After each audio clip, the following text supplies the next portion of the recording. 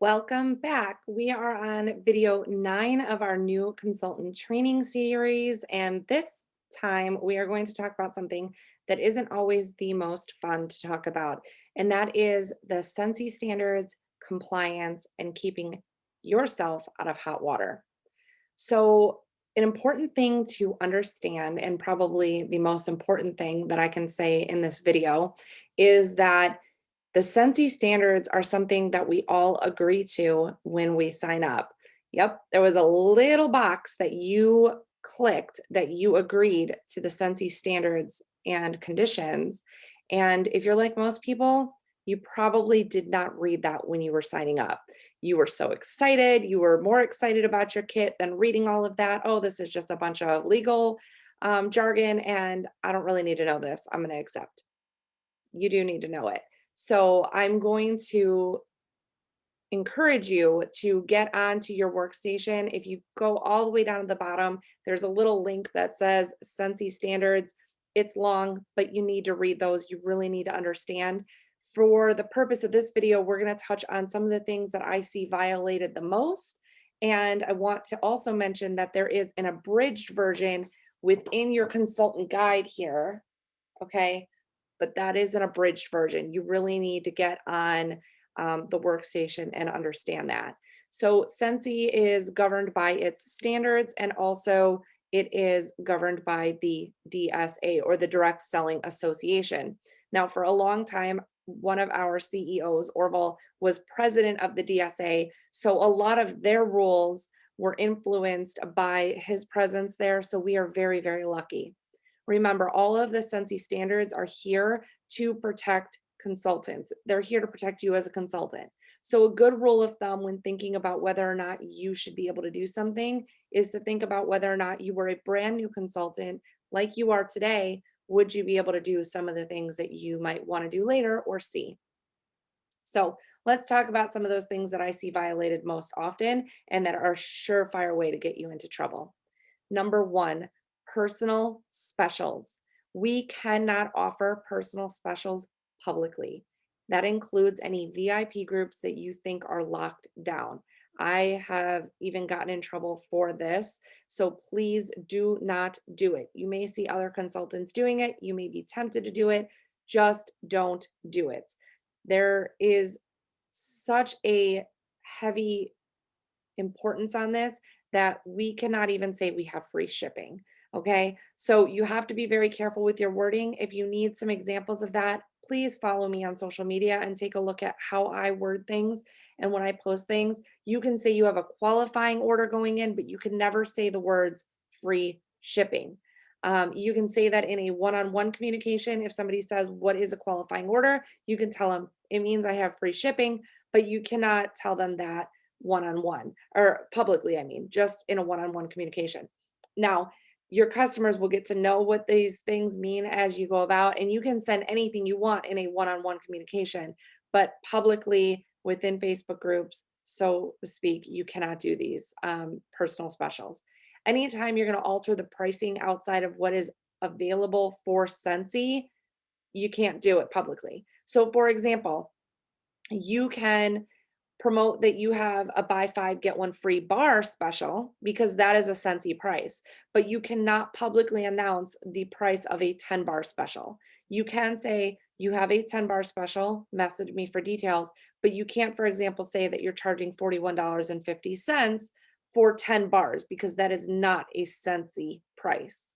So that's the difference. If it's a Scentsy price, something available for all consultants to be able to do without having to pay out of pocket, or um, offering some kind of different deal, then you can advertise it. If it's something that not everybody can do, you cannot advertise it publicly.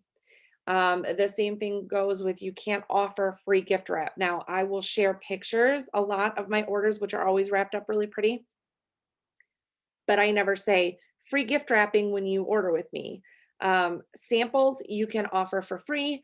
I wouldn't give away samples to the farm. We'll talk about that at another time, but I would definitely make sure that you are um, being very careful with what you do.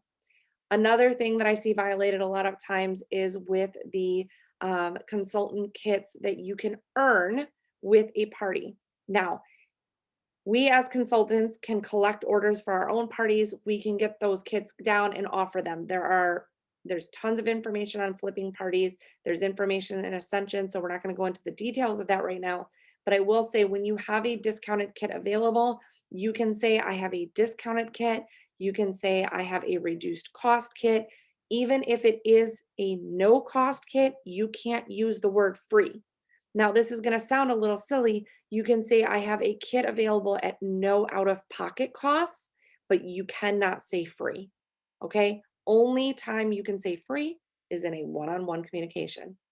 The next thing I see a lot of consultants violating a lot is cross promotion or cross marketing. If you are a consultant that has more than one business, more than one direct sales business, a lot of consultants do.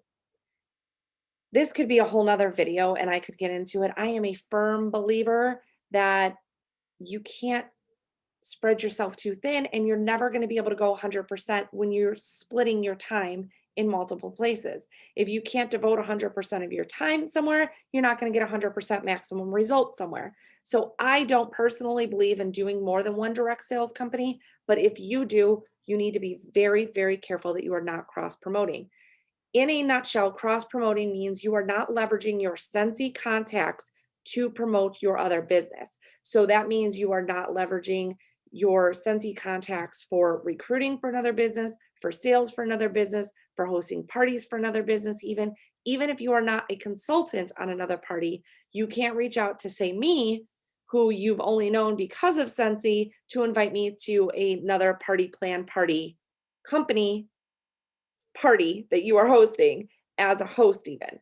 You cannot do that. So those rules are very, very serious. You could lose your business. Now, back to if you are doing another business, one really important thing to note is that if you are a leader, meaning you have a team, and your team does not feel supported, they can actually ask to be rolled up from under you if they don't feel like they're being supported because your time and dedication is being split and going somewhere else. So that's an important thing to measure and to weigh. I'm a firm believer we want the best for you in your life, and that if your heart and passions lie somewhere else, then to focus on that 100% if it's not with Scentsy. I am 100% a person that bleeds purple. I love Scentsy. It's the company for me. I've seen a lot of success here and I believe in the company 100%. But if for you, it's somewhere else, you really need to weigh that on whether or not it's even worth your time to try to do multiple companies. So that is really what I have for that as far as cross promoting goes. Now, the other thing that I do want to touch on really quick is our licensed agreements. It is really, really important that you understand the license agreements, particularly with companies like Disney. We are licensed with the NHL, NFL, NBA, Major League Baseball. I'm not a sports person, you can tell, but all of these things we are licensed with. Now, Disney's my jam. So you want to make sure that you are abiding not only by Scentssy's rules, but Scentssy's licensing agreement, which they have with these companies that protects the integrity of that company. You want to make sure you're not doing anything to put that licensing agreement in jeopardy for the company and all consultants as a whole. So some of those things are by not promoting Scentsy Disney products in fan groups, in fan clubs. There's a whole FAQ. If you search Disney FAQ on the workstation, you'll find that. But those types of things are really important. We can't alter the pictures of any of our products that we have with licensing. You can't write words over them, even sold out. Like we cannot do any of that stuff. And that's really, really important. If you have questions, please ask your sponsor. Please ask me, contact consultant support, or please, please, please read the FAQ. It is so important when it comes to those licensed agreements. Other than that, just make sure that you are playing by the rules, that you are creating a level playing field for all consultants.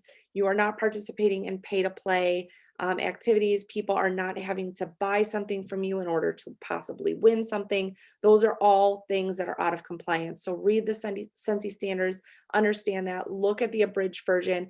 I always say that reading the Scentsy Standards and then Reading the abridged version is a good way to really hone in on the stuff that Scentsy thinks is particularly important and want to call out again. So, understanding Scentsy compliance and standards is important because you are governed by them as an independent consultant and you can lose your business over this stuff. Now, I don't believe in being compliance police. If you're brand new and you're on my team, I'll probably bring something to your attention, but I'm not going to police you. I have better things to do with my business as an independent consultant. But trust me, Scentsy will see it, it will get reported, and you will stand to lose your business, and it's just not worth it. I can tell you, you can be very successful without doing any of that stuff.